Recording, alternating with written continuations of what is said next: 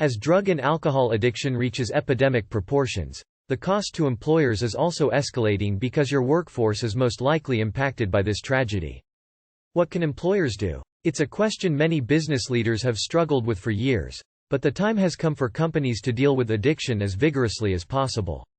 1. Ask the tough question. A good question for a business to ask is, how successful has our current approach been in handling employees suffering from addiction? The answer is probably, not very well. I am certain some firms are handling the issue well. But my guess is that many are not doing as well as they would like. 2. Problems that companies face. A big issue with addiction is the continuing stigma attached to the disease. This prevents many employees from letting their employer know they are not well or perhaps they need help. In addition, many employers, and people in general, have a very negative view of addiction, believing it is a moral issue or a character flaw. But, addiction is a chronic brain disease, plain and simple. Once a person is in the grips of their addiction, they have almost no chance of getting well themselves. 3. Understand the costs. Another problem is that many businesses do not fully realize the costs associated with addiction in the workplace and why treating it effectively is so critical. An employee suffering from addiction is usually performing at a subpar level at best. Missing work combined with unproductive hours on the job can be very costly to firms. But there's more. Company morale can be impacted.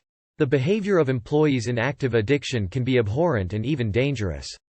4. The 10% problem. Assume 10% of the population suffers from some form of substance abuse. Now let's assume 10% of your employees are suffering from some form of substance abuse. Can you afford to have 10% of your staff unproductive? What is this costing your business in terms of productivity, company morale and ongoing hospitalizations for addiction? 5. Steps to take. Does your company employee assistance programs include comprehensive plans of action for those suffering from addiction?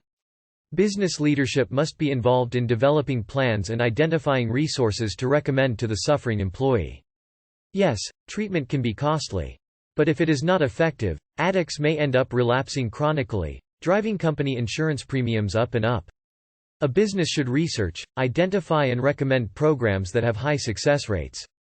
Do this, and you will be doing the employee and your company an enormous favor in the mid to long term. 6. Take a firm stand. Finally, it is crucial that companies do not enable suffering employees. These individuals must take responsibility for getting well and staying well. If they don't, there should be consequences. Support the employee with policies, procedures and programs that you have established.